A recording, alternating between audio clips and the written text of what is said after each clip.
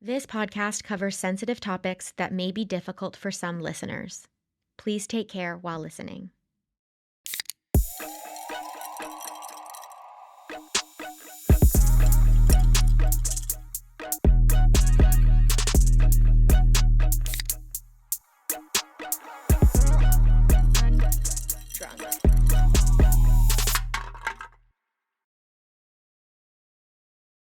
Hi, everybody. Welcome back to Girl Undrunk. I'm Heather. I'm Zoe. And today we have a very special guest, Toni Shelton. Toni, welcome to the podcast. Thanks so much for having me. How you doing? I'm great. Happy. Yeah. It's Friday. It's Friday. Yeah. We're going to have so much fun. We're going to have so much fun. No traffic. That is a good sign. Yeah, nice drive in, hanging out with girls that I think are awesome. Like, what? We're awesome. It's the best. It's literally the best. Oh, I'm so glad that you're a woman. We would still have you if you were a man, but it's really nice to talk to women in this room. I know. We haven't had a straight man on the podcast, and it's kind of a dilemma right now for us. Like, if someone wants to come on and he's a straight man, and I'm like, do we have him on? I'm like, have you kissed a man? Yeah, if he has kissed a man, then we can have him on. Yeah. I like that as a guardrail. Yeah. It's also like how we date men is the same way. We like the bi boys. It's just like safer. And how's the what's the like retention on that? It's good. I had a feeling my boyfriend was bi. Yeah. And on Gay Pride, I was like, Happy Pride. And he was like, and then I said, oh, have you kissed a boy? And he said, yeah, actually I have twice. And I said, I thought so. No, Tell he me said everything. I love that. Yeah, he said, yeah, and you were like, oh, when? And he said the first time, and Yeah, you went, that's the first time. Yeah. Perfection. No. It's so funny that's like something that we want now as Yeah. women. Right? It's safer. It is safer. It is. No, we're getting so passionate. I know, but it is. Just on this topic, I think it's so funny to make my boyfriend feel demasculated. Of course. Like my Yes. latest thing is walking around the house singing a phrase like, hi, I'm Steve and I love dick. And he'll be like, that's not true. That's not fair. That's not true. I'm like, because it's funny. I just love saying it. Oh my, it is That's funny. hilarious. If they're gonna live in our homes, they have to be the butt of the joke. you- Take a joke. We Oh know my you're God. not, but like, what would be the problem if you like kissed a boy? There Yeah. would be no problem. If you have felt the warm embrace of a man, you just have more empathy, and that's true. At least I just like trust you a little bit more. Yeah, 100%. Yeah. Um, Anyways. You live with your boyfriend? I do. How's that going? It's great. We've lived together for 5 years. We lived in Toronto. Oh, He's from Toronto. I'm from a small Okay. town. I moved to You guys Toronto. have been together for a while. Yes, but you know it's interesting. He's a lot older than me. Okay. Tell us He's everything. turning 50 next year. Hey, Ooh, love okay. this. Do you know Hannah Burner? And did you know about it when he told you his I age? did. Was it the Actually, truth? Okay. he disclosed his proper age to me. Perfect. Yeah, That's good. what we need. How old are you? I'm 34. Okay. Mhm. Well, I already have so many fucking questions, but first, we should do a little mental health check-in. Yeah. Can we crack these? Let's crack these first. Yeah. then. I need Okay. some caffeine. That's mine. Oh, sorry. Blueberry lemonade. Okay, so today again we have Toni Shelton here. Toni, what is your role at Collective Arts? My title is VP of Brand and Strategy, which is just a big corporate name for like everything marketing and innovation. I always say I grew up with Collective Arts was a garage project when it first started. Like, we're startup kind of. I've grown up with Like Collective Bill Arts. Gates. Wow. You know, exactly like Bill Gates. Just like Bill Gates. I Just am like the Bill Gates. female Bill Gates. Yeah. And I've always said that about you. That's why we're friends. So when did Collective Arts start? How long ago was that? 2013? 2013. Yeah. Wow. So 12 years. But just Consulting? but alcohol. So yeah, Yeah. started in beer first, Yeah. and then I would say the non-alc evolution happened probably 5 years ago. Okay, cool. Hey. Yeah. Okay, let's crack them. Okay, Okay. so what's mine? Mine is, and these are, So these are a brand new energy drink that we just launched. They're better for you in the sense that they don't have any like synthetic caffeine or any preservatives, or they're all under 5 grams of real sugar, and then we naturally sweeten them with monk fruit juice. We don't Okay. put taurine in them, which is like it's really contributes to a lot of the uplift you get in like a Red Bull or a Monster. So, but Okay. instead we taurine? put Yeah, it's Okay. like it's another synthetic ingredient, Okay. but we use adaptogens instead of taurine. Nice. So schizandra and ginseng, which are really good for that same uplifting, energizing effect. So the reality is we're trying to create something, and it's also only 120 milligrams of caffeine, whereas Red Bull and Monster would go up to like 140 or even 180 in some cases. So it's trying to be moderate in an energy drink. Yeah. So that's where I do think it's interesting when you talk about moderation and what the trends are happening in alcohol and non-alc and moderation, but they're also happening in other categories like energy drinks. Interesting. Where We people all are just wanna actually be a little like, bit more healthier. exactly, like it's just how can I still have my cake and eat it too? Yeah. And so that's what these are really the problem these are trying to solve. Right. Okay. I love it. And the art on them is It's so good. fun. Okay, mine's blueberry lemonade. What do you have? I have prickly pear grapefruit. I think you would hate mine just because you hate grapefruit. I do hate grapefruit. Yeah. What's yours? This is strawberry lemonade. How many are there? There's 6 flavors. Oh my god.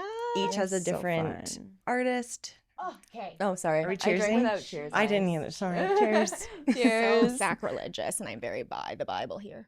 Oh my god, this is so good. It's really good. That just gave I my whole mouth love an explosion. That it doesn't taste like chemicals. No, it doesn't taste You like know? chemicals. That's great. Yeah, I It just tastes like a juice. Do you want to try mine? I Yeah, want to try this you can one. try.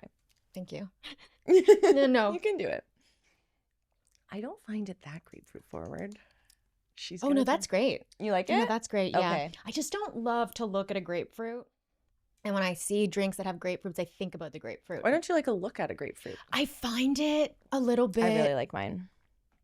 I find it a little bit monstrous. A grapefruit. It's like too Weird. big, and I think that makes me nervous. Okay. Yeah. I don't Interesting. know. I've That's never okay. thought. I've never been asked. I like a grapefruit because it has like the taste after it, which I liked about alcohol. Oh. You know, That's so what, I that's think what I you like liked it. about alcohol. It's the only thing. It was just the taste, really. Well, that's just one of the aspects. But it like reminds me of taking a shot, I think. Like drinking something Yes. like that. Yep. Well, that's why I take the ginger shots. And that's why we take the ginger shots. Do you want to start with your menti? How's your menti? My mental health is good compared to we just recorded a 20 minutes podcast 5 hours ago, 4 hours ago. I don't know.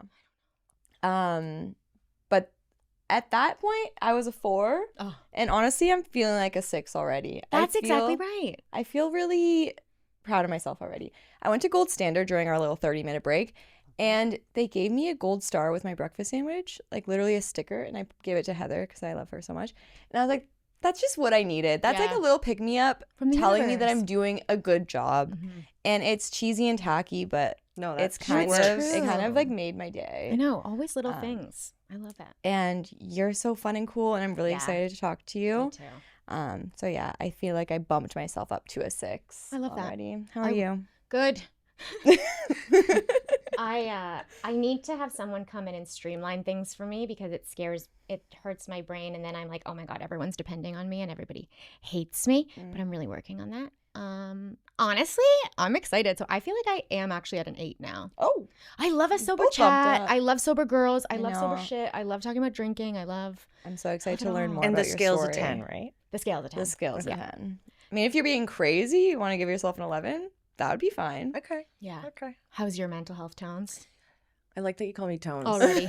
Jumped right We're in. already friends. That's a nickname that I would Is it? definitely have. Yeah. Okay. I like a Um, nickname. It makes me feel safe. Yeah. I love when someone calls me a nickname because it Right? just I'm like, oh, we're good. Yeah, we're close. We're good. I would say good. I'm the type of person who overthinks, and I hate to reference Mel Robbins, but all she right. does this thing, the 5, 4, 3, 2, 1 thing, and I'm like, Yes. I just have to feel the fear and do it anyway. Yeah. Mhm. Do you want to explain the 5, 4, 3, 2, 1 just thing? like the whole just do it and Yeah. stop thinking about it and ruminating. I tend to build every single thing that I have to do up in my head, and then I just ruminate about them constantly. Like I have to drive to the brewery, then I have to pick up the stuff, and then I have to drive to Toronto, and then I have to make sure I'm prepared, and then oh my god, I don't even actually want to do any of this. Like Right. it's too overwhelming. Maybe I should cancel. You can't cancel. That would be awful. Like these two amazing girls are doing this thing. You got this. Get there. Plus then there's the work and the team and the life, and my dad's not in the hospital, and so it's just but But all of that to be said, getting here and being social also, like that, when I'm in that vibe, I tend to retreat and not want to be around other people and just like, okay, I got to focus on, I'm very like one of those people that needs, productivity equals worth. So like, you know, if I get through that and then I'm like, oh, I'm just here to socialize and like hang out with, to your point, like I get very energized by just hanging out with people that I think are really cool. But I don't remind myself that enough, that how good it is for my soul. So I would say it's been a rough week, but my mental health is in a good place because I'm able to like, you know, walk myself through all of that and then get here. And then once I'm here, I'm like, fucking, let's go. Yeah. I know. You just have to like get to the checkpoint and you're like, I'm going to have fun when I get there. But the anticipation of it all, it's way Honestly, worse. I feel like I'm not an overthinker. You definitely are. How dare more you? than me. Come on. I can say Yeah, that. it's true. It's very true. But yeah, I don't know. I don't know why I don't overthink as much. Got no brain cells, babe. That's probably true, to be honest. I always ask my boyfriend if he has his marbles with him. That's nice. He Did you bring your doesn't. marbles He with you doesn't. today? Did you bring your Or are thinking they at cap? home? Are they at home? You left them. Do you at let home, lose didn't them? You little boy. You no. gotta bring those marbles. You little 50-year-old boy. Good boy. That's hot. That is hot. That's odd. Um, Have you always been like that, like an overthinker? And I think I've has always it been debilitating at all, or? Yes, but I think I was like super naive and ignorant to my to mental health in general until probably 7 years ago when I started to actually become more self-aware about myself and who I am. And were you becoming more mental? Yeah. So like I feel fully in touch with that now and I can control it, and that's Okay, that's great. Podcast over. She's cured. No, definitely not. Just like therapy and learning, just honestly learning to be to like have perspective and altitude on your life has been really helpful. Amazing. What's your number? 8. 8. Not 8. Oh, I like it. I like an 8. Okay. Love an 8. Perfect. I'm like you. I don't like to not be, I think you said this earlier, like I want to do things I like and I don't like when I'm not happy. Yeah. Like it sounds crazy to say like you don't like when you're not happy. Most people would say that. But like I'm not comfortable if I'm not having if I'm not enjoying it. I'm out. Yeah. I know. And I think especially, I'm sure you have this too, just on like meeting you. It's like, I know that my potential in a social situation, I am so good. But if I'm not fucking feeling it, I'm going to be misery. I can't. And do you find that when you're, now I'm going to interview you. Of course. Do you find that when you're in those settings, like if you are not yourself, like it's way more noticeable? People are like, what's wrong? Something's wrong. And you're like, I actually just, that's not helpful. Yes, I do. I think I go the other way though. I think when I'm not comfy, I get real manic and annoying, and I get she gets more energized. Yeah. Oh, got it. Yeah. And then acts more. And then I come home and I have no idea what happened. And I'm like, I black out in like a manic. That's also what I do on dates. But we're learning, we are growing. My therapist was like, what if you just, she's like, I think you're great. What if you just took it down 20%? Like 20%? That's crazy. I said, okay. But yeah, so no, I go the other way, but it's very similar. Yeah, if not comfy, my body's weird. I'm weird. It's not great. No. You're from, where are you from here?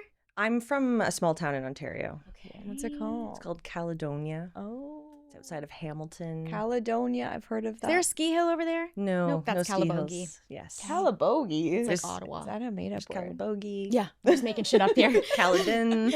Oh, I know there's so many small towns outside of Toronto that I'm like, oh my God, people live here. This is so nice. There's towns. You got a church. Love a church. There's a lot of churches and a lot of cattle, a lot of livestock. I drive by cows and pigs in the morning. Do you go cows?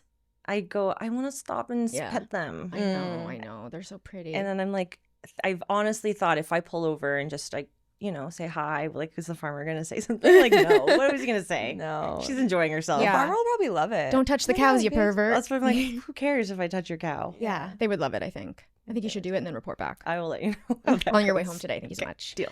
Here's the first question, since we're drinking it. Okay. Why are we switching into or adding energy drinks? What is the thought, motivation behind that? So Collective Arts, as I mentioned, we started in 2013 as a brewery. Our brand, the way we work is basically, we like to say we're curating the world's most refreshing art gallery. So we have an open call for art. Anyone can submit to our call for art from anywhere in the world at any point. We get curators to come and help us choose what work we put on our labels, and then we pay for the art and license it to you. So it's a very like artist friendly program. So artists can kind of submit to us work that they've already done and not have to do like spec work. So we've built this kind of creative brand platform. So I think the numbers are, we've had like 40,000 submissions. We featured almost 3,000 artists. We've had like 40 artists from 40 different countries. I remember one time we had someone submit from Iran, and I was just like, how do you know about this random craft brewery from Hamilton, Ontario? Cool. Yeah. So the point of that is that Collective Arts built this brand platform that was really suited to millennials, but also to the up and coming Gen Z consumers, just in the sense of constant creativity, constant innovation, approachable, accessible for everyone, come as you are kind of thing. This like community that collaborates over creativity and amazing drinks. Yeah. So as we grew, and obviously as the market, people are drinking less, they're drinking less beer. In particular, we look and say, well, what's the future of Collective Arts? Like if we're only beer, cider, we're beer, cider, spirits, and kind of canned cocktails. And you look at our brand platform and it's like you're really geared to this Gen Z population and millennials who are all drinking less alcohol. And so where most companies would say, well, you're not going to jump into a random other category, Collective Arts has this brand platform that allows us to do that because everything's rooted back into creating amazing drinks that are rooted in creativity and working with artists. So then we look at the trends and where we fit most. And the first foray was non-alcoholic beer, obviously, because there's not a lot of good non-alcoholic beer on the market. It all tastes kind of like crap. Or flowers. We had an IPA yesterday that tasted like flowers. It wasn't the greatest. I hated it. Flowers, I mean, that could in theory be fine. It's just you don't really want your beer to taste like flowers. It was shocking. Yeah, you really didn't like it. No. And it's really hard to get non-alc beer good. Yeah. That's the problem. Like, it's so cool how they are responding to the space instead of like saying no to the space. Be open to it, be open to change. And I think that's what more companies need, to be more open to this change of the world. Did you guys see a dip in the market, in the alcohol market? You did? Okay. Oh, definitely, yeah. Because that's what I'm wondering. I'm like, I know the rhetoric is that people are drinking less, but what are the stats? So you are seeing it. Yeah, I don't know the actual stats off the top of my head, but beer is down globally. Like all beer is down. At one point, there's probably some data that shows a lot of beer drinkers are converting to the White Claws and the seltzers and the canned cocktails. So maybe some of the volume is being made up over there. It's also stronger alcohol in those, right? So. It is, yeah. And their money goes further. Like there's also the economy component too of like how much people are willing to spend. So they're probably spending less on the nice to haves and more on the need to haves on the alcohol side. Like better bang for your buck, more elk, less quality ingredients kind of thing. So yeah, there's definitely a dip in beer, but like luckily for us, we've still maintained a top position in LCBO in beer, which is obviously kudos to the quality of the product that we make and our loyalists in Ontario. But it started with non-alc beer and then zero proof cocktails, just because those two things go really well together. And then the next foray was like functional wellness drinks. We had one of those like maybe a couple weeks ago here. I loved those. Was it like the botany elixir? Yes, I loved those. Amazing. Yeah. Me too. So that was like our first dipping our toes into that functional wellness space, and then we really like we were really close with retailers as we're trying to get listings, and the big gap for retailers in the US and in Canada was like, we need a better for you energy drink. They really loved the elixirs, but they wanted one that was like really focused on energy. And so instead of just creating another flanker like elixir that was really high in caffeine, we decided to really lean into that space, noticing that there really hasn't been anyone that's trying to, there's Alani Nu. Alani Nu has tried it. There's some good things they've done, and then the lick for me, it's just like the liquid doesn't hit.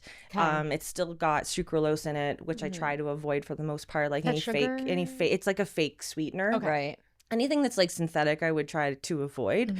And so that's kind of where Botany Energy came to life.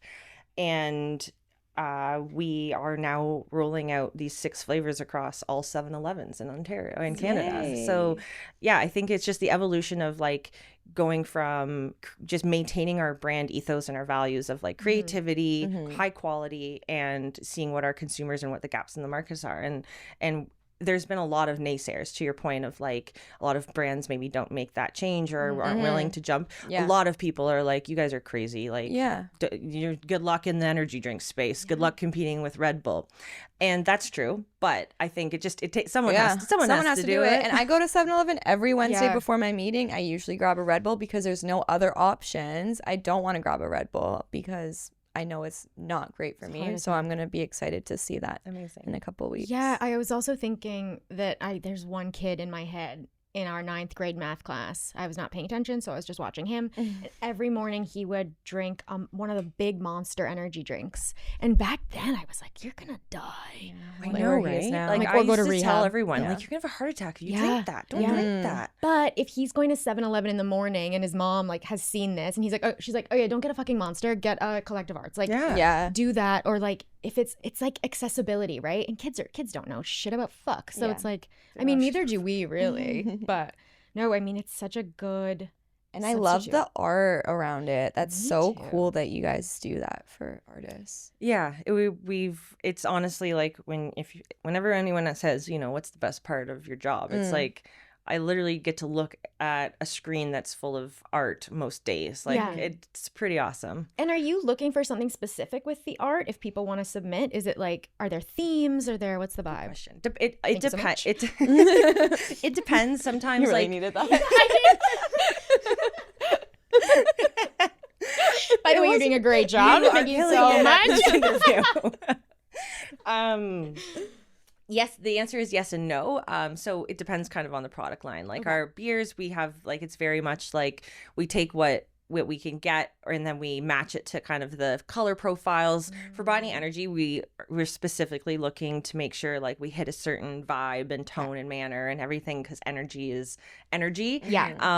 So we have a built-in network now with our artists. So we kind of just went back and forth with them a bit, but we'll plan to like, you know, we rotate our art. So, you know, next time you go to pick up a blueberry lemonade, you know, energy drink, like in a few months, maybe 6 months from now, we'll change it up so it's a different experience. Okay, I like that. You give more artists more platforms. And are the artists working artists, or is it like do they have to be established? It could be anybody? It could be anybody. Yeah, I like that. My friend's a tattoo artist, and she said that she was tattooing someone like the other week, and they got their art submitted by Collective Arts. Amazing. Yeah. We have a lot of tattoo artists who submit their work, and then we also work with tattoo artists on like events. They'll come and pop up. We've even like sponsored the Boston Tattoo Convention. Oh, so cool. Boston. Why Boston? Boston's just.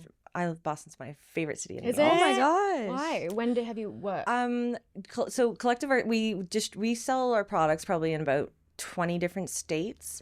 And Boston was just one of the first states we launched in. I just think Boston, I mostly tell people I'm from Hamilton, even though I just told you I'm from Caledonia. Oh, she's a liar. I'm a liar.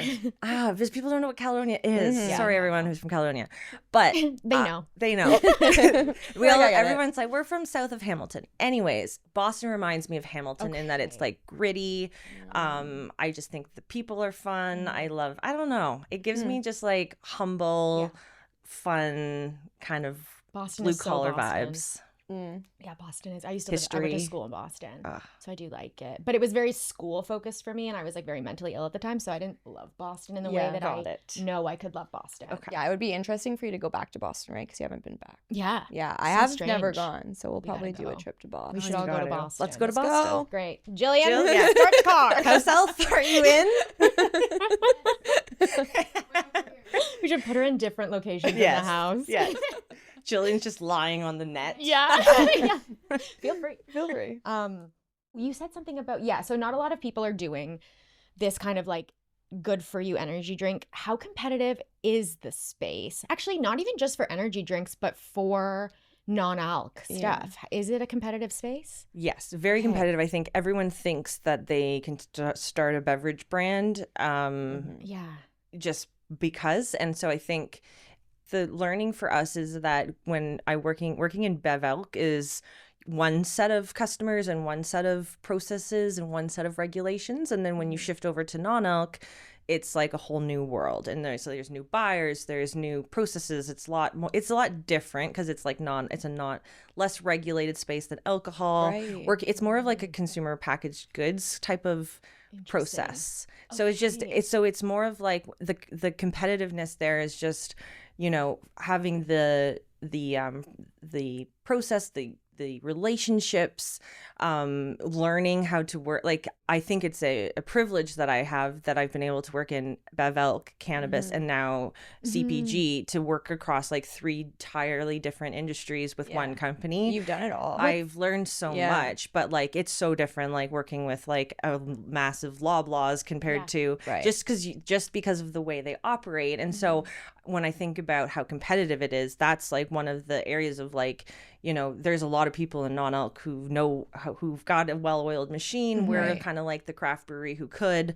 And so there's a lot of naysayers in terms of like, good luck, guys. Like, this is not craft beer. Like, you're playing in the real big leagues now kind of thing. Right. So it's been a lot of learning, but it's highly competitive, which is great. I am ambitious and I love to compete. I don't know anything about like sales or business, but is not true. Is there, but like in terms of like other people, like is it a welcoming space? Like, do you find like people are like, oh, another non-alc brand or another non-alc thing, let's chat about it on Instagram? Or is it like, fuck off, you stay over there? I would say stay in Caledonia. Go back home. Yeah, I would say that it is a little bit more competitive that way than craft beer. Like craft beer, that's interesting. I didn't think it would be. I'm surprised by this. It's a little bit more cutthroat, I would say. Like, it's about people in energy drink space would probably play a little dirtier than maybe in beer. I shouldn't confirm that, but like that's my sense is craft beer is a lot because we were more of a movement, and everyone wanted all of craft beer to succeed and just get the multinationals out of the way because together, if we all win, they lose. Basically, it's a little bit different of a landscape in the non-alc and the energy drink space because everyone. It's not. I'm not competing with, Bandit Brewery or Mascot. I'm competing with Red Bull. So it's like less of like a community rah-rah atmosphere and more of that was my shelf space and you're taking it and that's my number and I get bonused on that number. So I'm going to figure out every way to get that off that shelf. Isn't that strange? Is it a lot like male-dominated space compared to alcohol, would you say? Or I would say, I think I've only started kind of going to like industry events in the convenience industry and the grocery industry as of lately. A grocery event? Yes. Oh my God, do you get free sampies of groceries? Oh, you would maybe a little tote bag? You get. God, I need so much food. Yeah, we gotta go to the event. Guys, I've got a hot tip on this. Perfect. Okay. There's this trade show. There all of these CPG trade shows. Everyone brings their wares. What's CPG? Sorry, CPG, consumer packaged goods. Okay. Consumer packaged goods. Okay. Yes, sorry. We just nodded as if we knew exactly what was going on. I say too many acronyms. Call me out on it. So my first trade show that I did for like consumer packaged goods. So it's the people that are selling. Like there was an egg stand, like a a trade show. Everyone brings their 10 by 10 booth, and there's just the egg stand was fascinating to me because like here I spend thousands of dollars making this beautiful light up display and having my cans all displayed and print material, and the egg guy brought his carton of eggs, set it on the table, and hallelujah, off to the races. I was like, oh man, guys. That's not a big grind. Maybe I should be in the egg industry. I honestly go, it doesn't seem like the cost of marketing and selling is that high. Yeah, but I think you have to get up really early and get the eggs. I mean, you wake up really early. You have to get a basket. You have to go outside. Yeah, you have to go outside. And feed those chickens. Rubber boots, probably. Yeah. It could be a cute outfit. I know, I literally was just thinking that I would need a rubber boot. Perfect. Where I was going is I recently attended a convenience channel trade show and I was like, oh yeah, okay, it's mostly men, just like beer. I was like, okay, so yeah, there's the odd female that's like driving the bus, but for the most part, it's men in their blue colored shirts and white colored shirts and their stupid suits. Yeah. So both spaces are very much male. Yeah. I mean, everything. This space is very much male too. The pod. Yeah. The pods of Yeah, it all. what spaces aren't? Beauty? But then I go, I think that I think they're probably Owned by the men. They're the reason. Men are the reason we have to try so hard to be beautiful, and why we have to buy such expensive. They're all men at the top of all these like skincare brands. Yeah, that's true. I'm like, you don't give a shit about my face. You just want to make money. That's true. Which is also kind of interesting when it comes to the non-alc stuff and it being so competitive and being like, no, that get off the shelf. Like, this is for Red Bull. And I'm like, whoa. What is everyone's intention when they're making non-alcoholic stuff? Because yeah, Red Bull has nothing to do with anybody except it's just like to get people like this. Yeah. I'm assuming making the switch, actually I'll ask you, making the switch or adding in non-alc, what was the motivation involved? Were you thinking about sober people who don't drink, pregnant people, like children? What were you like thinking? So I think for me, when I look at where the trends are and what consumers are looking for, they're looking for products that are more than just an item on a shelf. Like they want to spend their money on things that they think are going to better their lives, things that relate to their values. And so that's why I think collective arts does resonate really well with consumers. And so I think when we look at why we get into non-alc, it's really that consumers are looking for options. Right. So it's like they're not just looking for, it's like most people live in the gray. Like they're, of course, if they're, abstaining from all alcohol, they're living a little less in the gray, but there's a lot of people who are just simply trying to cut back. Yeah. Right. Or create more moderation in their life in whatever sense it is. So I think for us, when we approach it, it's how do we create the right options for everyone to be able to have and engage with our brand still, because we know that there's a lot of people who love what we do and what we stand for and the creativity we bring. And so now what are the right segments or categories for us to bring that brand to life in, whether it's energy, non-alc beer. And so there's like, the marketing rule book would say like, if you're targeting everyone, you're not targeting anyone at all. So that's what you try to not be. Okay. But the collective arts is really this like kind of ever-changing global like echo chamber of creativity. So you do relate to a lot of and engage with a lot of different types of consumers.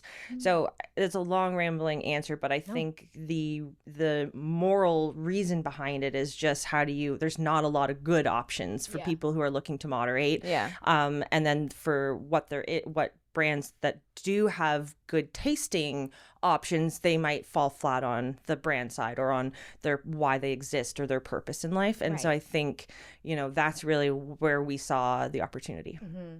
Yeah. And for me, like when there's women involved, I'm like, fuck yeah, let's go. Yeah. Like it is. And it's important. I assume most women feel like that. I think so. And then if they don't, that's where I'm like confused and I have lots of questions. Yeah. And we go, oh dear, you're brainwashed. Even I was saying like my dad was just in the hospital and one of my friends was like looking around and he was like, Toni, look around at the hospital. Most of the doctors in this room are actually female.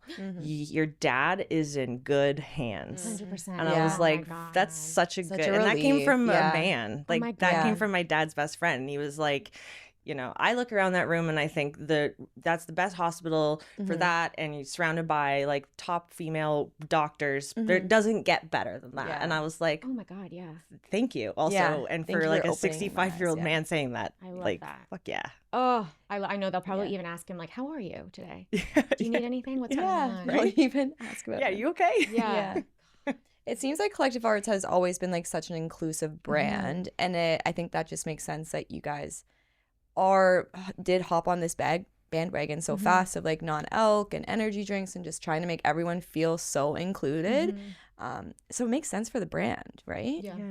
Yeah, it really does. I think that's why like we've built such a great community of loyalists and people who come back to us and they trust us to put out good stuff. And I think it's just the creativity brand platform and the community that we built have allowed us to be able to expand into these other segments. Talking about community, have you guys done any like non-alc like parties or anything like that sort of And space? should we? And should we do something? We then? love a party. Yes. The answer is yes. We when we first launched, we started doing like sober speakeasies at our fun. at our Toronto tap room. I would say we don't do enough of them lately, but you know, moving into now with like the launch of Botany Energy, we'll be doing so many more. Like really, my goal is to be able to bring the excitement and the experience that most consumers have experienced collective arts with on the alcohol side and bring that to non-alc, because that's what's missing, right? Love is like that. we want to go and party with a freaking awesome DJ and live art, but we also don't want to have to feel like we're not participating fully because we're not drinking. I was talking, I forget who I was talking to this about, but I think for me, probably Jillian, the sweet spot for me is not promoting events as sober events. Like I don't know about you guys, but like when I think about going out, not drinking, I'm not like, I don't want to go somewhere where we're all just sitting around and talking about how we don't drink. Like let's actually talk about, and there's a time and a place for that. I was gonna say, personally, I love that. But Sorry, I was gonna say even like sober inclusive is something that maybe like not a sober event. I don't know. It is a little bit. I get that what you're saying. I do too. Yeah. Because I still go out with everyone who still drinks, but if it has sober options, like I went to a event earlier in the summer, and it was sponsored by White Claw, and I was like so excited to go there, and like I really wanted a Diet Coke or something like fun to drink. They had nothing for sober people, just water, and I was so disappointed. And I ended up leaving to go to the convenience store to get a Diet Coke. And I was like, I have to bring this in. Like, you guys don't have anything except for water. I'm bringing this in. They're like, yeah, okay. But I think it's just to have the options when I'm going out to drink something other than water. And I don't want to drink a Diet Coke. I want to drink something fun, you know? Yeah, and the other thing too is, for me, most of the time, and especially now, of course, like as long as I have something in my hand, I feel good. We went out last night. It was like people we didn't know. We got a little gross IPA and we were like, okay, I'm good to go. Yeah. But I do think sometimes it's hard for people, and I've heard this mostly from men, when they go to a party, they don't want to be holding a Coke and everyone else is holding a beer. It's so obvious. And people ask them about it. Why are you drinking? Yeah. And personally, I love that question because I love to talk about sobriety and myself all day long, hence the pod. But I think sometimes it's like a shame feeling still. Again, you don't want them to ask you about it. Yeah. So this is like great. No one would know. You'd have to get so close to it to be like, exactly. Is this an That's alcoholic? another point. Yeah, that's I good. think this is good for the men. Totally. I just grew up with family and friends who like don't know how to live a day without drinking, and so it's just constantly like, do you want to drink? Do you want to drink? Let's have a drink. Let's do this and also have a drink. And I'm like, I physically won't be able to keep moving through life as I am if I do all of that. I'm not even interested. But I'm good. I already have something. Like just shut them up. Like I'm good. I've got some so I don't have to deal with it. Especially if it gives you a little zing. Right? It's all you kind of need, and you're like, I'm good to go. That's the space I'm very interested in. Like there is a real world out there where, and I think we'll start to see it here in the next couple of years, where you'll start to see things added to drinks that are meant to replicate an alcohol experience, that are like natural, like adaptogens, like There's a word that we know about. There's a word that's like, it gives you a high. Kratom. Yeah. There's that and something else. What is that? Oh God. Kratom? It's a drug. Yeah. It is a drug. Is it a natural thing? They say it's natural, but it's not. Like I'm it's not something that you can get. Okay. You can get addicted to it still. Absolutely. Yeah. Right. There was an energy drink with that, people getting addicted. Right.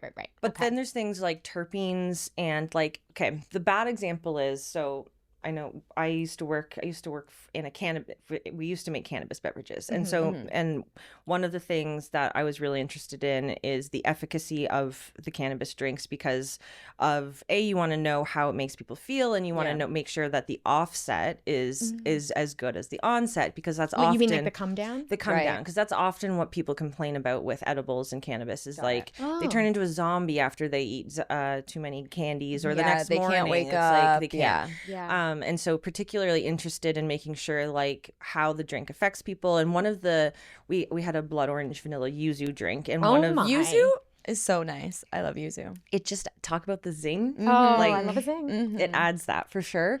But one of the most interesting things we found through, we did like testing where they basically they test your brain waves to see how you're reacting and how it affects you. And we kind of came to maybe it's more anecdotal than factual kind of conclusion, is that like blood orange, there's terpenes. This is very beyond my ability to, I'm not a scientist, I'm a marketer. You sound like a scientist. But there are terpenes in everything we consume, like they're plant derived, and they're part of the plants that give it taste and flavor and aroma. And the moral of this story is that a blood orange is able to increase your happiness. Like it showed that when people drank our blood orange drink compared to another, like a cherry and vanilla drink, the blood orange drink naturally had people testing to be leaving them feeling happier and their mood feeling uplifted. And that can only really be related back to the terpenes in like the citrus juices that we were using. So there's just some really interesting science out there around the types of drinks we're going to be consuming in the next few years, and what we're using to create mood changes or help with mood, uplifting drinks exactly, that aren't alcohol, or replicate poison. replicate the alcohol experience. Like there's some terpene companies out there who are trying to create the right elixir that will truly give you a stimulated feeling, which I think is very interesting. And as long as it's done in like a natural, and it's using earth, something that isn't going to be addictive. Exactly. You know? 100%. Feels like right off the bat, I would be nervous about that because I'm addicted to anything that makes me feel any different than who I am right now. I mean, this makes us feel different. You Yeah, know? but I guess if it's in a safe environment that is tested, I feel like I'd be good about it. Like coffee, energy drinks, like it is. Yeah, but this would be a little different, right? If they're putting like it depends. I think it would be similar to it'd be, as long as it's not like again, it'd be like taking the terpenes out of oranges and then making those so concentrated that it's like that's like the almost very like bad a like CBD thing. Kind of. Yeah. Again, don't make any claims about anything Toni we're just says. talking about the future. If you listen to this podcast, you're not listening for like, you're listening for like data. Alternative facts, or like potential facts. We're like scrolling on TikTok right now. chatting. Great. Never trust us. Yeah. We don't know anything about weed anyway. But no, it's a very good flag and consideration for, as I think about our innovation is the addictive factor.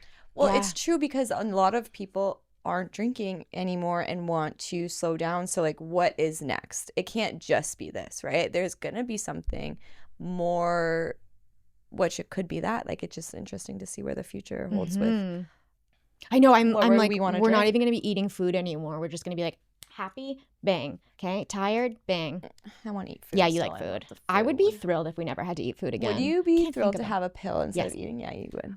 I can get on board with that, because I feels like it would be really like a lot easier, less decisions in life. But I also love food. What is your relationship with alcohol? I used to drink a lot. Okay. I don't drink very much anymore.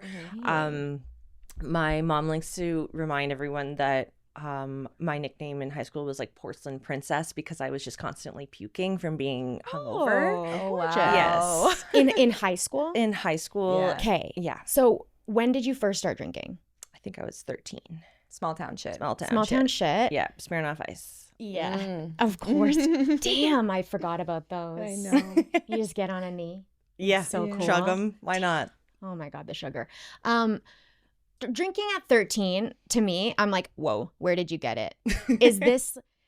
Was it open in your family? Was everyone drinking? Was it easy for you to grab something? Yeah. Yeah. My family are very much like in like it's such a, I don't even know how to say it, but like my family's they're professionals, like, they've done well in their lives, but alcohol is just a huge part of it. Yeah. And I think it might have a lot to do with the small town thing and just how that generation grew up. But literally, I remember the first time I ever drank, and my dad was like, it's New Year's Eve. Here's a cooler. Drink Got some. it. Oh, drink it was some, given Yeah. to you. It was given to me, Okay. and it was with him and my whole family at my uncle's house on New Year's, and I got absolutely shit I was faced gonna and puked say. all over his bathroom. Yeah. Did you just have one? Oh no, I had like Okay. 12. Okay. I okay. was. 12. I remember. Yeah. I literally was. Yeah. Was there ever any consequences to your drinking when you were like in high school, or was it just like all fun and Except for the puking. except for the puking? Did Obviously, you get in but- trouble? Did you get arrested? Did you fall down and hurt yourself? Yeah. Mhm. Yep. I ended up in the hospital once with a concussion. Here we go. Okay. I definitely put myself in Precarious questionable situations. Yeah. situations. And are Definitely. all of your friends in high school drinking with you? Mhm. Okay, so this is Yes. a group thing. This is a group thing. Bush Okay. parties. Oh God. Stealing your parents' liquor. Actually, I had my Fucking family dick in the wrapped around field. my finger. They would Yeah. buy booze for everyone else. Yeah. Oh, you were an only that child, family. too. Yeah, Yeah. I'm an only child. You're an only child. Oh God, I Uh-huh. always wondered what it was like for that I'm family. yeah, my Yeah. parents were like, "What else do you want to do?" Wow. Okay, so I kind of like her parents. I know it. Well, they're fun. Yeah. Yeah, I would have been. I would love I to would be be that. dead. Yeah. I think I would be dead. I'd My a dead boyfriend person. often says, honestly, if I had your parents, like I think I would be dead. Oh my God. My yeah. mom just came to visit me from Kelowna, and Oh, she's like this very motherly in her Mm. older years, and she's like, I'm going to make your bed. Do you want a Oh. mimosa? And I was like, it's 8:30. Yes, I want you to make my bed. Thank She's you. named- Yeah. And also I guess you're retired, so but like we call her Steady Drip because she just drinks Hey. champagne or white wine all day, All day. and Okay. she's functional, but fuck. And that's the thing. Interesting. Like, we could never just be functional and drink every single day. That's the difference. She have a lot of trauma. I would imagine. Yeah, because that generation of women, we talk about this a lot. There's a lot of trauma that they don't talk about, and it's all sexual assault, and it's all ridiculous. And I think that maybe they're able sometimes to not get too fucked up and just have a steady drip because it's like they know, their bodies know if they Yeah. come off of this, it's going to be real scary. Yeah. So I'm kind of like, then keep the IV in, babe. Yeah, exactly. Yeah, keep it in. If Too it's working skilled. for you, It's it's working working. for you. Yeah, Yeah. yeah. My dad stopped drinking when I stopped drinking, That's pretty much. Yeah. That's nice. And I was like, what's this going to be? He's fine now. He just writes novels in his room all day. Aww. I'm like, this is Sweetest dad different. ever. Oh my God. So cute. Sweet boy. Okay, so you used to drink a lot. Yeah. And till when do you feel like you really drank? I think it was like maybe 2 or 3 years ago. We all took a staff trip to see the Blue Jays, and I had 2 beers and I puked the whole way home. And I was just like, I didn't even have Why? fun. Yeah. I didn't even like the beers. I was drinking Bud Light. Disgusting. Why did I even drink that? It made Yeah. me feel like shit. And I was like, two beers didn't get me drunk anyway. Yeah. So like pointless.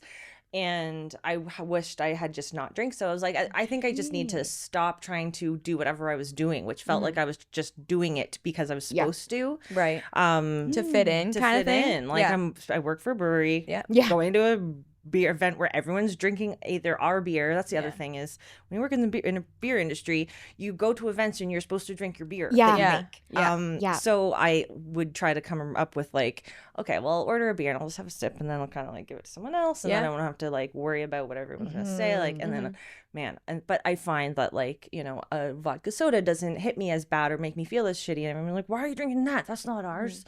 I'm just like, oh man, I can't physically do it. I got to get up Right. tomorrow. Like I'm gonna die. What do you think it is about the beer? Just like it's heavy? I think I don't know Just if it's beer doesn't just work with like you? the just wasn't- the ingredients in Yeah. it or Yeah. whatever. I find if I don't eat properly, which is just another thing that you know, to your Yeah. point of it's a lot of decisions and thinking and a lot of anxiety and over on that space. And so if you don't Oh my God, nail you're my that, sister.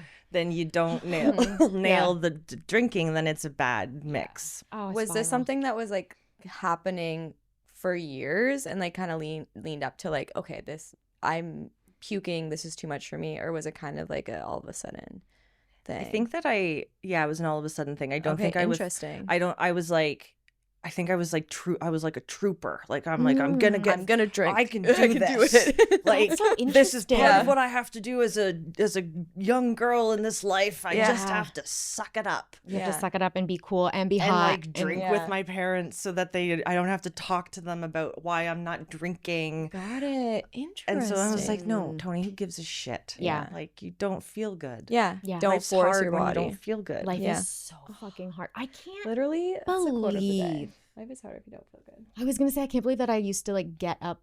And I guess I did because I would take my dog to the park every morning at 7 a.m. and throw up. But other than that, I was not doing anything. I don't know how anyone does anything. I guess when I was 20, I could do it. But I don't know. Are you sober from alcohol? I wouldn't call it that. Yeah. Like I'll partake. I'll still partake if I feel up to it. And if I feel that like I'm not going to be mocked, or I'm not going to, if I have options that aren't going to make me feel like shit and I've had enough to eat and it feels like the right vibe, then I will. Okay. So you don't have a problem. I don't have an addiction to alcohol. No. Okay. Do you think it's in your family? It's most families. I'm not trying to out your family, but I just, when it's in the family and someone doesn't get it, doesn't catch the addiction, I'm like, how? Yeah. You know, especially if it you're seemed like drinking. you really tried to get it, though. Yeah, you know? really did. You really You tried. really did. Solid effort to be an alcoholic. Yeah. Oh God. It's just natural for some of us. I think it has to do with like when we're talking about mental health, and probably 7 years ago when I started to become a little bit more self-aware and maybe have more agency over my own life.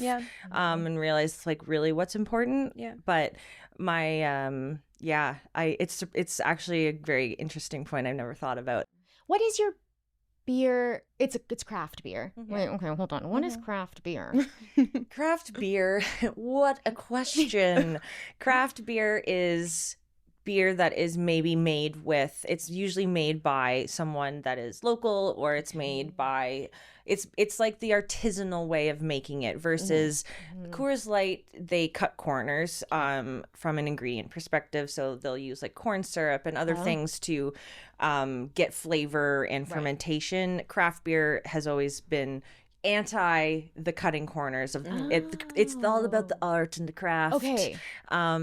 So just so like that's the same then as like the non-alc, the energy. It's all craft. It's all made with real artisanal. ingredients. It's all it's just about like how it's made is really what craft beer is about. And then to make it non-alcoholic, do you do the same craft beer and make it non-alcoholic, or is it different non-alcoholic beers? So it's different because there's a few different ways of making non-alcoholic beer. The Heinekens that you'd find in the Loblaws for the last 15 years that are hopefully now covered in dust. I know my boyfriend hates them, so I hate them too. Yeah, I'm her great. boyfriend. Perfect. Those are de-alcoholized, so they basically they make the beer and then they de-alc it. Okay. So that's what they do with the wine too, right? Yes, and that's what makes it not taste very good, because alcohol is what gives it the body and the delicious flavors. So we do a controlled fermentation process, so it only ever basically allows you to make beer the same way that you normally would make it with alcohol, but it only ever gets to 0.4% alcohol, which is like what a kombucha might be, for example. So it allows you to like still, because you want, like, it takes almost 2 weeks for a beer to actually get to its full body and flavor in tank. It sits there, has to sit there. Is that the fermentation process? Yes. So that's where it gets more alcohol-y. Yeah, exactly. More. The sugar ferments, and that's how it gets a higher percentage of alcohol. And so there's some technology in how they are making yeast out there, and the yeast is what it's so gross. And that's what makes I know. And it's funny, male dominated industry. Honestly, guys, gross. Seriously. So that's what, so there's this new yeast where it doesn't ferment as quickly. So you're still able to ferment it and get all the amazing, delicious flavor and everything. It just never gets to be fully boozy. But it's the same ingredients, exact same ingredients as like our Life in the Clouds IPA versus our non-alc IPA. Very similar ingredients. So good. Interesting. Yeah. It's really expensive to make, which is why, ours are probably priced premium, and most of the Heinekens aren't doing it like that. Right. Yeah. Well, we've got dust on them. They've got dust on them. Well, are you you sell to like retailers? Also, are you in bars? Yep. Okay. And when you're going to bars and saying, "Hi, do you want to buy this alcohol?" Are you now also pushing the non-alc too? Absolutely. Okay. Yes. That's exciting. We find that both our zero proof cocktails and our non-alc beer are finding their way onto a lot of menus. Nice. Like permanently. Yeah. Okay, I like that. There was nothing last night at that dive bar. Which one? Let's go call on it. Let's go. Houndstooth. Go to Houndstooth. Okay. There's some people in there who I said maybe. Our rep is Haley. Haley, Haley, Haley, get Haley, to Houndstooth. Contact Jillian. Get yourself to Houndstooth. Haley and Jillian, get on it. That's Jill, what we you should hear do. We'll just take a day. We'll take a Friday and we'll go around to all the bars and we'll harass them and say hello. That would actually be really fun. You said you didn't know sales. You know sales. That's Hello, sales. would you like to buy our drinks? And they say no, and I say okay, and then bye. Except they'll say yes. Yeah, Yeah, you're pretty too cute cute to say yeah, no you're to. hard- yeah. Thank you so much. It is my How many one. no's do you get? You know what? A lot more than you'd think. Okay, It's a personality thing. Bars aren't coming to you and saying like, "Hi, can we have your collective arts?" You have to go, right? I think you'd be surprised that there are a lot of people that are looking like, because Oh. customers are asking for that kind of thing. Yeah. They don't want just Diet Coke anymore. Yeah. So we do have a lot of people that like, they know, they're like, oh, now that they know, they're like, okay, and you have more. And then the beauty of collective arts, and again, going back to when I talk about people who try to do too many things at once, and how that is an opinion that could be used against us. But in this case, a bar who's ordering beer, cocktails already from us, now they don't have to go to another place to buy another supplier to buy non-alc drinks. They can kind of fill their whole menu with our products. Really smart. So it's kind of like a one-stop shop, and then you don't have to worry about the quality either. Yeah. You also have so many flavors Yeah. of like the energy drinks. There's 6 flavors. The functional mocktails. There's 6 flavors as well. 4 of those right 4 now. of those. We're coming out with more. Mm-hmm. Oh my god! I knew from that little look you made. I'm the instigator of wanting to always do more things of products. I love products. She got a busy brain. What happens when you slow that brain down? What happens when demons come up? Yes. I feel like they're very similar to my demons. Khloe Kardashian, her Good American jeans, and like her whole thing, her whole line, she sells to retailers, but she won't sell it to them unless they buy the full size range. So like 0 to 16, 18. She's like, no, like this is an inclusive brand, which I think is great, which is like, you guys could do that. You could say, hey, listen, if you want our alcohol, you also have to take our non-alcohol. Yeah, because why Kris only Jenner's have coming the here. alcohol? No, Yeah. I think That's smart. I like that. Thank you so much. Yeah. we do that in a way, not necessarily with With non-alc. force. Yeah. Yeah, no, we just force it on them. We gotta force it. Yeah. There needs to be options everywhere for us. There really does. Yeah. We're everywhere. That's all I really want in like spaces I go to, just options. And these are amazing. I know. Can we talk about the cannabis? Were you going to say something?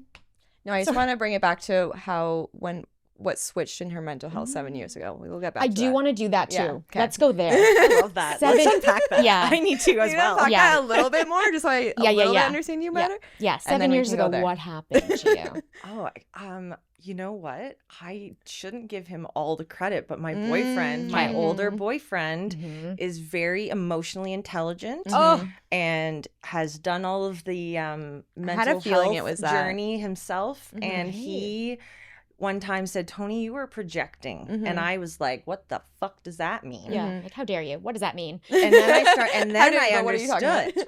And then as soon as I started to be understanding this concept of projecting, I was like, oh shit, there's a whole world of Toni that we have not figured out yet, because I'm just realizing that I am what projecting means and that I've been basically doing it my whole life. And so he has been a huge help in helping me figure that out. I love him. Does he go to therapy? Oh yeah. Are you Yes. Are you in therapy? Yes. Okay. Yeah. Have you been for 7 years? Did you start? He was the one who was like, You gotta go. therapy. Yeah. And then why did you guys break up? Oh, we didn't. No. I thought you said ex-boyfriend. No. That's okay. Oh, you said boyfriend. Boyfriend. Okay. Oh my God, I'm sorry. No Cut worries. that. How embarrassing. Steve, we're still together. It's okay. Don't worry, Steve? this is not a breakup podcast.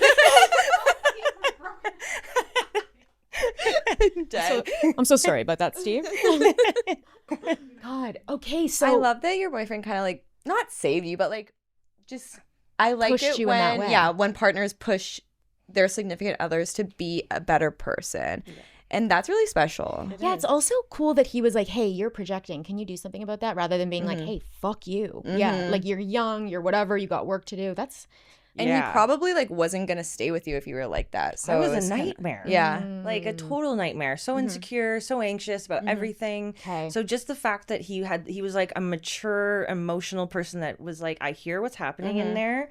this like we can get through this kind Yeah. of thing, and just guided me to water that I hadn't been, because my upbringing is not exactly like, my parents don't really like, you know, the talk about mental health and therapy at home is like, well, just don't come home and bitch about how your mom didn't treat you well. Yeah. I was like, I know it's just more, there's more to it. I'm not gonna hold her against her, maybe, but just showing me leading me to water on all things mental health. It felt like a whole world. And it really like helped me. I think I'm naturally a curious person, and I never really tapped into that until Steve was like, you know, showed me some self-awareness and how it's actually okay and fun to be curious. So now I'm like super curious, and like I remind myself often that I'm very lucky that I find joy in most parts of life. Like I am joyful. And I think it's because I've been able to untap this like self-awareness, which has untapped my curiosity. And now I just like, I'm like, wow, like I loved, this will be a highlight of my week just by being with amazing souls and energy. Yeah. So like, that's awesome. Yeah. That's what life's about. I know That's this really kind of cool. thing like will propel my entire week. Like I'm going to be in a great mood all week. Same. It's the best. But okay, wait, there was something. Oh, the curiosity. What, when you're talking about that, what do you mean? Do you mean like within yourself or relationships? I think within everything, just like being brought up in such a black and white, this is right, this is wrong. Sure. Don't ask questions, just do. Don't ask questions, or like Keep just your head down. Yeah, well, just being reminded that like, what if, or there's other ways to do things, or if things feel hard, like asking more questions and just being super curious around. Like the bad example is like, you know, I just find it so interesting about space, for example. I know fucking nothing about it. Sure. Keep the cameras rolling. Let's get into space. I just was kidding. like, I randomly was like, Steve, I'm buying a telescope. What's going on up there? What's going on up there? Okay. That kind of thing. From that to like, what if I thought, what about this like concept of mental health, or or a tool to use to change my way of thinking, because I just think I think about how interesting it is when you become so self-aware to have one thought that is driving you this way, but you're now able to have some altitude and control that thought from doing what you might used to do. Like I always find there's this really awesome tension with me, where my physical body is wanting to push me somewhere, but my awareness now and my curiosity is like, nope, just be curious about how that feeling is and not act on it. That is an interesting concept. Like just be curious. Yeah. Keep pushing. I had that written on there before, but You did have it on the sticky note there. Be curious. Ask did. questions. My therapist does that to me, and I just kind of realized recently what she was doing, because we would talk about something and then she's like, does that make you mad? And I'm like, yeah, but honestly it like wasn't really his fault, and like I kind of get, and she's like, okay, does it make you mad? And it's like hard for me to do, and she's like trying to get me to like feel every emotion and like, yeah, be curious about that emotion, figure out what it is so I can move on from it. But I'm like, no, everything is fine, like I get it, it's a me problem. But but like, why is it a you problem? Are you sure it's a you problem? Why do you even feel like that? Is there something that is it just a habit? That's what I find, is a lot of my bad thoughts are just bad habits. Yeah, your bad thoughts. I have to remind myself too, like even the conversation I had with my father yesterday, I need to remind myself, like, my first thought is probably a bad one. Like, my initial thought is an alcoholic thought. Yeah. I need to get to the second thought in my brain, because that one is going to be the more sane idea and sane reasosoning. Like, I'm not fucking mad at my dad. Sure. You know? I know. I'm not that's just the easy way to go about this situation. I made up an entire story about a man yesterday, and I was so mad at him. And then it was fine. Yeah. I'm like, the man did nothing. The man is fine. Yeah. The man is just chilling. It's a good reminder. It is. Yeah. But it is true that first, like, I'm assuming, like, did you have like rage or quick to trigger? Is that kind of what it was? Yeah. And now having the ability to be like, what's going on with that person? Yeah. And like, do I need to scream in their face? Maybe not. You know? And just feeling the power of not reacting is what keeps me not reacting like that. Right. Do you feel like you loved yourself 7 years ago? Do you feel like you love yourself now? Definitely. A lot more. Like, I don't think, and like, you know, I have a lot of like eating issues. And I was just going to ask. Thinking about how like, how I went through life back then and all of the things I would say to myself then. And when I like think about it now, it's just like, oh man, Toni, Sad. what were you doing to yourself? It is sad. I was an eating disorder girl. When did that are you okay to talk about Yep. it? When did that start for you? Probably end of high school, early university. Yeah, the university was the key. Were you at any point were you equating your drinking to your eating, or your drinking to your weight, or your I would say like the two are hand in hand, because like my eating disorder was also involved a lot of puking, so it would say easy to camouflage it all together as well. Okay, right. Yeah, You could like blame I it on could the blame it on drinking. drinking at any point, and no one would question me. Well, that's also kind of how I'm wondering about the brewery and like the beer industry in general. It seems like a easy place to kind of go and hide your alcoholism. Do you find that? Is that a thing?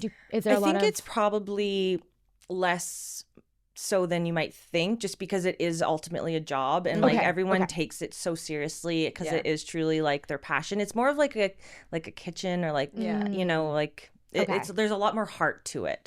Not to say that, you know, That if you doesn't are exist. an alcoholic and you're surrounded by beer all the time, that would be easy or conducive. But I do think that for at least in our situation, we don't have a lot of folks that either are addicted, or they're just so focused on making a great tasting product for the most part. Yeah. That's good. It is. Yeah, that's nice. It seems like it's a nice community. It is. does.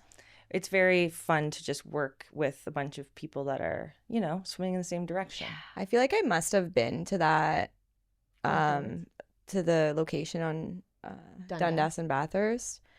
Definitely was hammered when I went there though, because I don't remember it. But like I know the outside of it so well, Right. that I'm like, something must have happened there. Like, I've done something. I've done devious something in there. I here. don't know what it was. Should we all guess? No. I'm so sorry. Next time, just now you know. Next time you go, you don't have to. Yeah. There's lots of things to imbibe on that are non-alcoholic. Are know, there we have to go. TVs there? Not currently. Okay. Would you like there to be? Yeah, she I wants would to just watch the game. I want to watch the game. Yeah. Which game?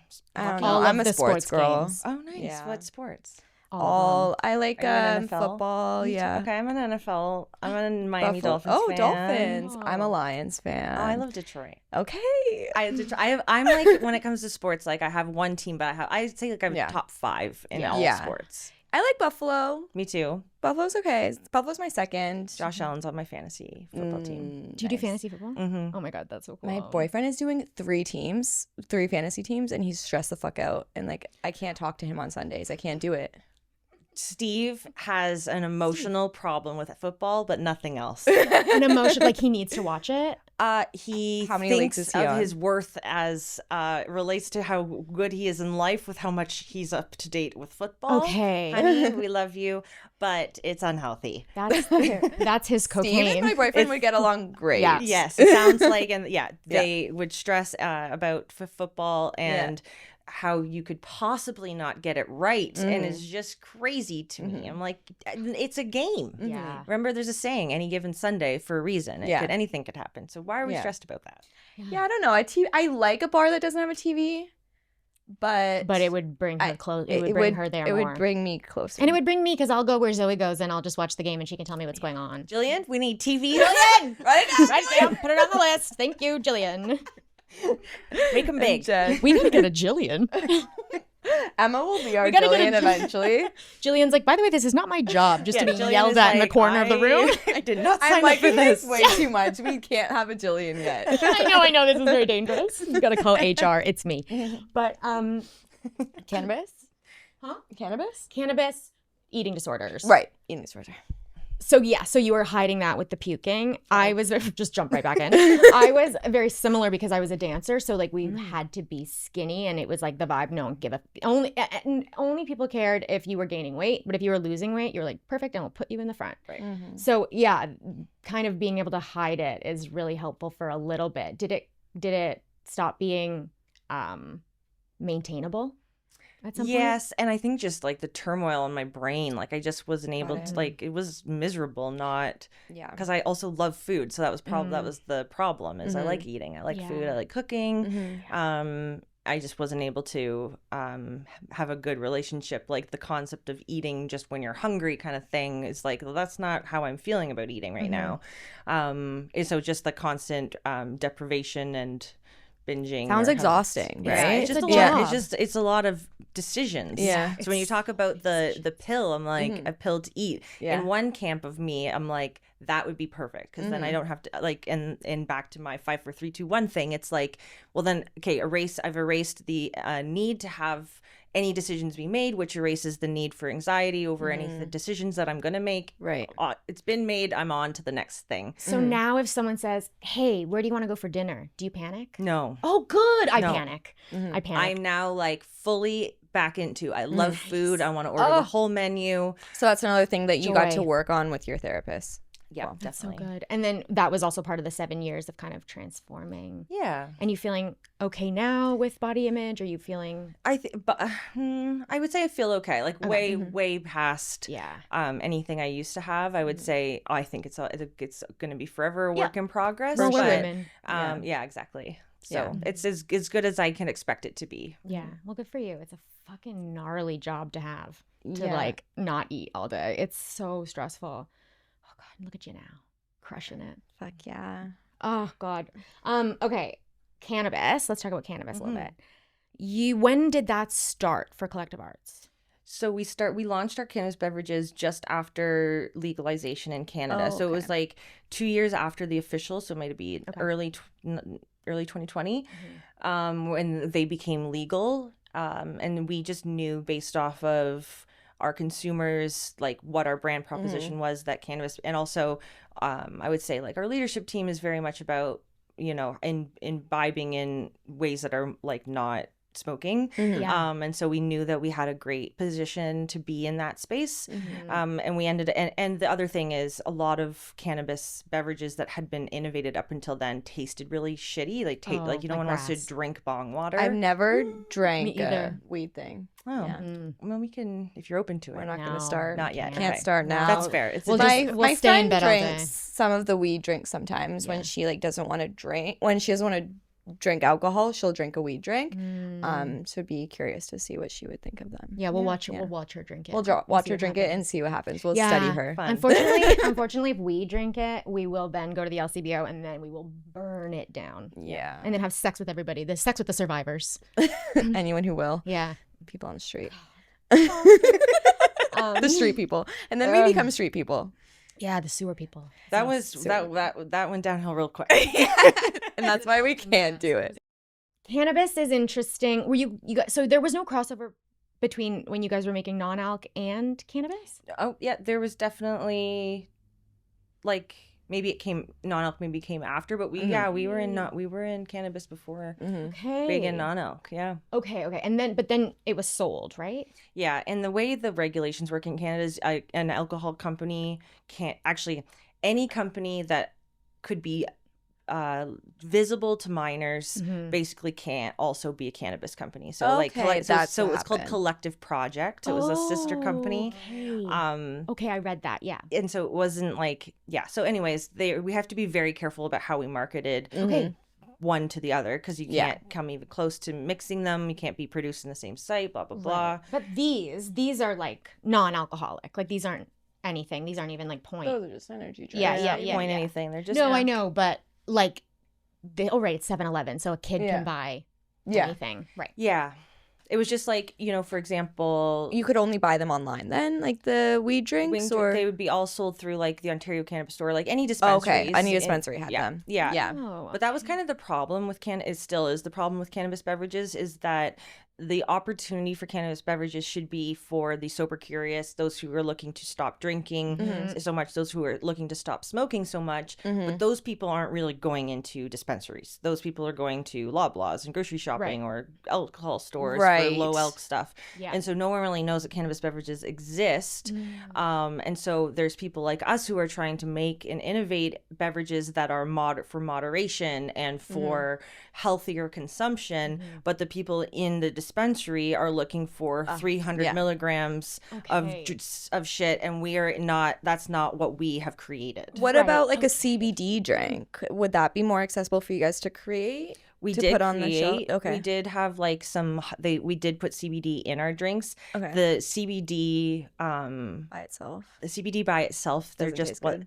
doesn't taste. CBD's the worst tasting of them all. I don't know anything about it. For some reason, I don't know why it tastes worse, but the reality of the market was that there was not enough consumers that wanted just CBD, and I think it's related to that same point of like there's not enough of us going into dispensaries looking for drinks, so You can't sell CBD at Loblaws and shit? Okay.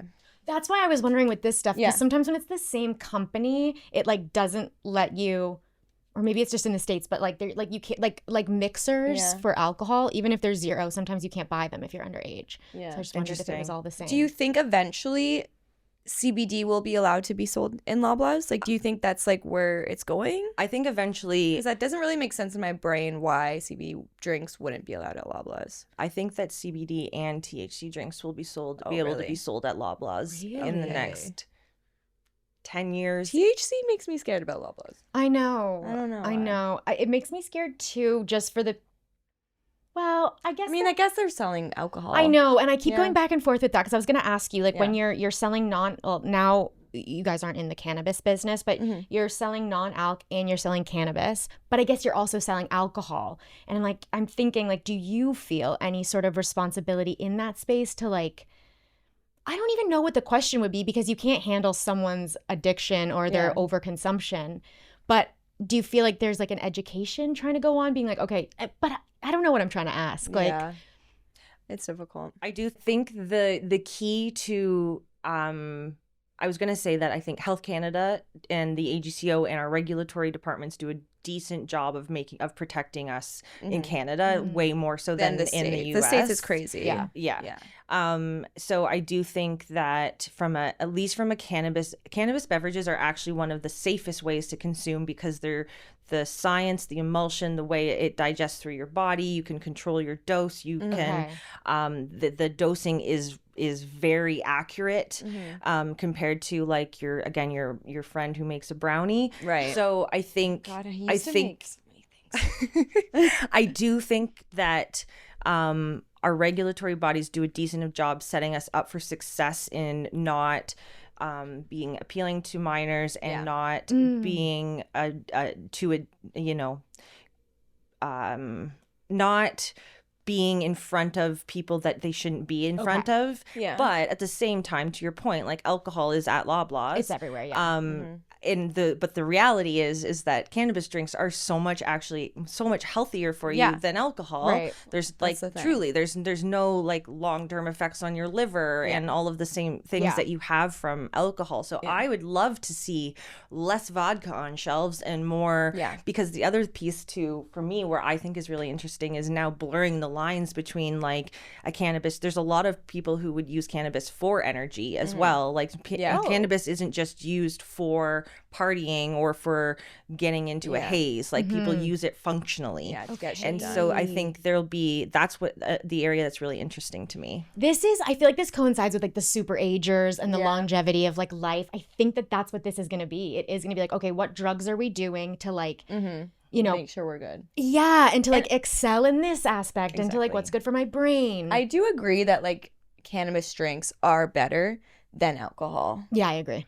But Alcohol that is a wouldn't mean that I would be drinking them. No, it's still No. there's still wouldn't be drinking them. Yeah. But as alcoholics, addicts, you can't. But in the grand scheme of like people that can drink and partake in drugs and alcohol and whatever, You should probably switch. you should probably switch Yeah. if you want to be a healthier person in general. Yeah, drink a cannabis drink, not a alcohol drink. One's poison, one's a plant. Seems simple to me. tie that up, package that up. Yeah. Testimonial. Yeah. No, truly. You know what I want to say about collective arts before we wrap is that just I was thinking about this like when you were talking about the anticipation of doing everything, so many things. I'm like that too. And I'm like, let's cancel the podcast forever. And I'm going to take the long nap. The longest nap ever. Kill myself. But I thank you for clarifying that. Yeah. I was thinking like, okay, yeah. Then you get to the place where you're going and you're like, this is so fun. I'm having the best time. But usually when you do that, like I'm going to the Collective Arts Brewery. Is that what it's called? Yeah. That's okay. I go to the Collective Arts Brewery to meet my friends. That's community. That's good for my mental health. And then I'm going to drink something alcoholic and fuck my mental health and go home alone. And it's like, you're almost there. Like, you're almost good in your mental health. It's like, we're getting there. And then it's like, oh, wait, never mind. We're going to stunt you. So it's like, the good thing about this is you can literally go, have community, and then just like drink these and be totally fine and have the same experience other than throwing up all over the place. And not have to talk at length about it if you don't want to. Your whole conversation just isn't, that's my point, is like your whole conversation doesn't have to be about sober. Like there's so much more to the both of you other than like that's a big portion of you. But like I know, like we know that about you now, we're best friends. What else is there to know about you? Right. Let's not just. We got to get into anal. Okay. I want to know. Okay. No, but Jillian liked that one. Yeah. Okay, you like the anal? Yeah, Jillian's in on it, the whole thing. We've got a thing going. Well, this has been amazing. Is there anything really else that you want to say that we've missed? Nothing. I don't think so. I think we covered a lot. Yeah, I just would say, like moderation and options are what we, That's what I was going to, we like to ask like a final kind of like advice question. I guess, what would our question be? I guess, is there anything that you want to debunk kind of about the non-alc industry? Like, is there anything to let people know about? I think that people or consumers currently think that non-alcoholic products are for those who are looking to not drink any alcohol at all. And that's really what it's been propped up as you can't drink. So here's something that doesn't really taste that good, but will feed the demon in your head. But I think the advice is that there's so much innovation out there. There's so much really great tasting products that are coming out into the market. And I think people should just keep, even if you're not actively looking to maybe cut down on alcohol, you can also look to add more non-alcoholic options that might pique your curiosity a bit more. There's just like non-alc doesn't have to be boring and not fun anymore. Non-alc can be actually really fun. It can actually bring more to your life because it's not literally bringing you down. And I think that the world of non-alc we're just scratching the surface. No, it's a great time to be sober with all these non-alcoholic drinks. Seriously. Like, how could we have done it 10 years ago? No, really, truly. we couldn't have. And what's even the point of being drunk anymore if we have all of this, you know? Oh, well, thank you so Drunk on life. Drunk on life. Thank you so much. Thank you so for much coming and speaking with us. This was so fun. I'm gonna obviously stock that fridge with all of our collective art. Yay! And we're very proud of you. I'm proud of you. And thank you for showing up, Jillian. Proud of you. Jill nailed it. Proud of you. I'm proud of you. Proud of you. Proud of you. Proud. Bye. Bye.